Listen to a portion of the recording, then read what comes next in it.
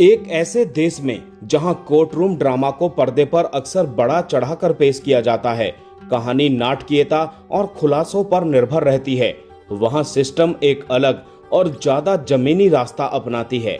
Director Ashwini Iyer Tiwari Bareilly की बर्फी और नील बटे सन्नाटा जैसी फिल्मों के लिए पहचानी जाती हैं। वो अपनी इस नई फिल्म में इस बात की पड़ताल करती है कि एक ऐसे समाज में न्याय शायद ही कभी पूरी तरह से सही या गलत होता है, जहां रसूख, विशेषाधिकार और सत्ता अक्सर नतीजों को तय करते हैं। हालांकि फिल्म की मूल कहानी में जबरदस्त संभावनाएं हैं और कभी-कभी ये कोर्ट रूम के टकरावों की भावनात्मक गहराई को पूरी तरह से उभारने में थोड़ी सी कमजोर पड़ जाती है। फिर भी सिस्टम एक दिलचस्प और सोचने पर मजबूर करने वाले कानूनी ड्रामा के तौर पर उभरती है, जिसे सोनाक्षी सिन्हा और ज्योतिका की दमदार एक्टिंग ने ऊंचाई दी है। ये कहानी है विशेषाधिकार प्राप्त सरकारी वकील नेहा राजवंश और एक साधारण कोर्टरूम स्टेनोग्राफर सारिका रावत की। उनकी जिंदगी एक दोस्त से भरे लीगल सिस्टम के भीतर उलझी हुई है।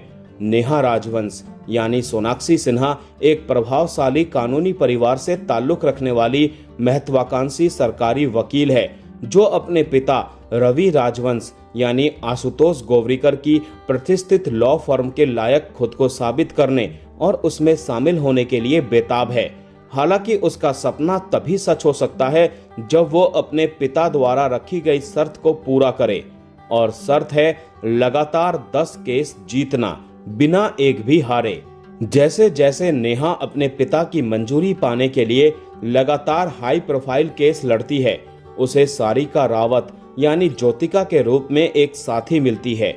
वो एक साधारण कोर्टरूम स्टेनोग्राफर है, जिसकी जिंदगी नेहा के प्रिविलेज परवरिश के बिल्कुल विपरीत है। फिल्म इस विशेषाधिकार और अस्तित्व, महत्वाकांक्षा और नैतिकता के बीच की खाई को उजागर करने की कोशिश करती है। आखिर में ये सवाल उठाती है कि क्या न्याय वास्तव में सभी के लिए समान रूप से मौजूद है।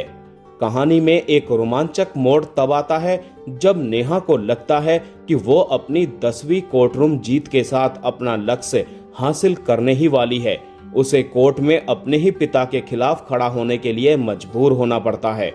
असल में कहानी यहीं से शुरू होती है, क्योंकि इसके बाद जो होता है वो लीगल सिस्टम के बारे में एक असहज सच को सामने लाता है, जहां तथ्य से ज्यादा रसूख ही अक्सर नतीजों को तय करते हैं।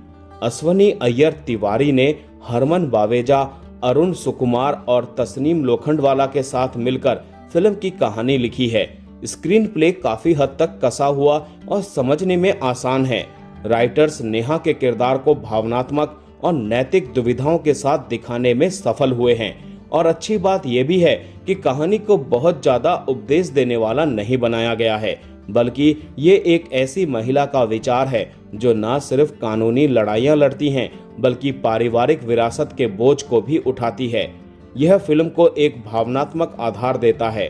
प्रिविलेज यानी विशेषाधिकार प्राप्त परिवार में जन्म लेने के बावजूद अपनी खुद की पहचान बनाने के लिए नेहा का संघर्ष फिल्म के सबसे दिलचस्प पहलुओं में से एक है।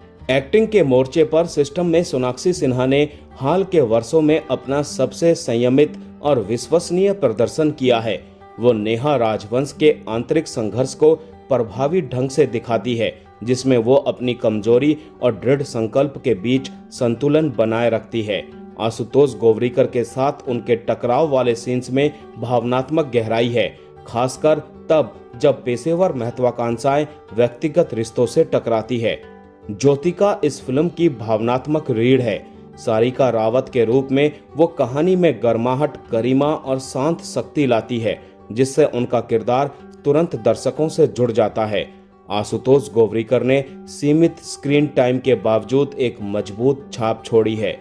कुल मिलाकर सिस्टम भले ही एक खामियों से परे कोर्टरूम ड्रामा ना हो, लेकिन ये ईमानदारी और दमदार अभिनय के साथ एक सामाजिक रूप से प्रासंगिक कहानी को पेश करती है, ये दिखाते हुए कि कैसे सच अक्सर विशेषाधिकार और रसूख के प्रभाव से आकार लेता है।